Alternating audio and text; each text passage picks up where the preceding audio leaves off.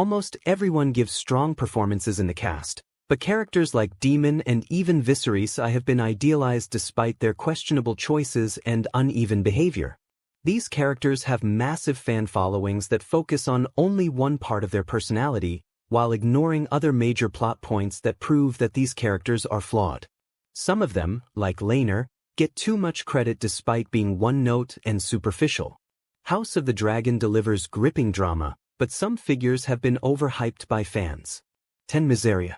Mysaria does not do too much in the plot.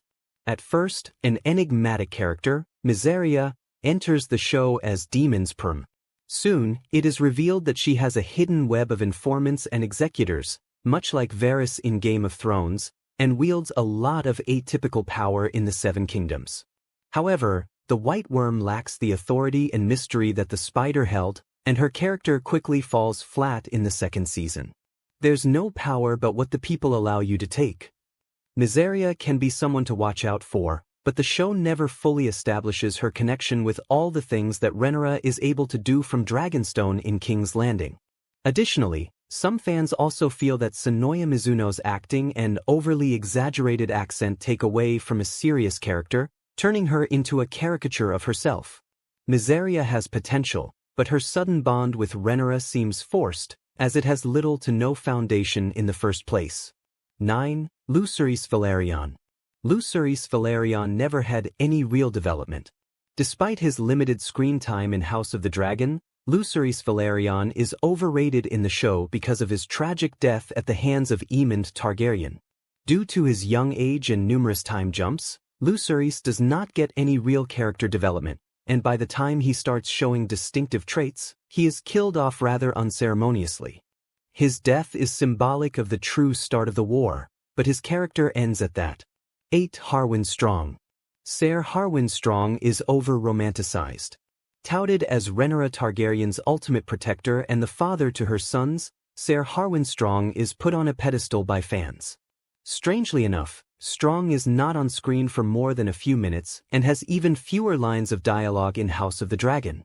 It is clear that audiences who are familiar with the text have projected this onto Harwin Strong in the TV series, but the characters on the show differ greatly from their book counterparts. 7. Corlys Velaryon. Corlys Velaryon is not as infallible and loyal as his image. The sea snake has a reputation of loyalty, integrity, and unshakable values, but his actual actions do not fully align with this image. He is definitely a formidable figure due to his naval conquests and epic voyages, but everything he does is driven by a hunger for power and his pride. While he is supposed to be a loyal ally of Viserys, he is also seen talking ill of his decisions to his own brother, Daemon.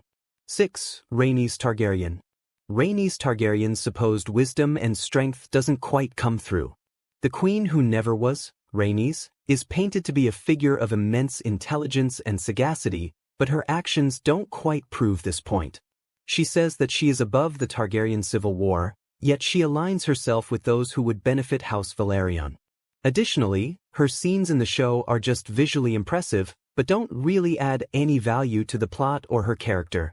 Bursting through the dragon pit with melees served no purpose at all. 5. Viserys Targaryen. Viserys Targaryen's avoidance leaves his realm in a mess. It is hard not to like Viserys, who is perhaps the only character with warmth, kindness, and sympathy in House of the Dragon. He comes across as a king who wants to rule fairly and unite his family under one house, but his questionable actions are what lead them to detest one another. Viserys did not follow political strategy while ruling, choosing to marry Alicent out of love, and creating the largest crack in his own family. 4. Laenor Velaryon. Laenor Velaryon is likable but ultimately useless. Laenor represents the struggle of countless people, as a gay man who is compelled to be in a political marriage to serve his family's image and power. However, his character is extremely passive and is often lauded even when he does nothing at all. Being with Rhaenyra is a mutual decision they take, but he is pedestalized for being a father to her children, which he did not want to sire with her. 3. Aemond Targaryen. Aemond Targaryen is loved because of Ewan Mitchell. There is no doubt that Aemond is a fascinating character, but he is given far too much credit as a master strategist and villain, which is just not true. He certainly wows audiences when he claims Vhagar for his own, but almost all of his decisions after that are led by emotional impulsiveness and immaturity. He cannot actually control Vhagar, leading to the brutal murder of Lucerys, which inarguably starts the Dance of the Dragons. 2. Daemon Targaryen. Daemon Targaryen is no romantic or conquering hero. In Season 1 of House of the Dragon, Daemon is perceived as an anti-hero, despite the clearly dastardly acts he carries out. Everything from his murder of Rhea Royce to seducing his underage niece is swept under the rug because fans believe that he is in love, but the reckless and violent Daemon himself proves them wrong. He only hungers for power, which is why he does not hesitate to choke his pregnant wife and leave her alone when she delivers a stillborn baby. 1. Helaena Targaryen. Helaena Targaryen is hardly seen doing anything. More symbolic than substantial, Helena's role in House of the Dragon has been inflated by fans into something that it is not. Her prophetic visions and missives add the element of intrigue to the show,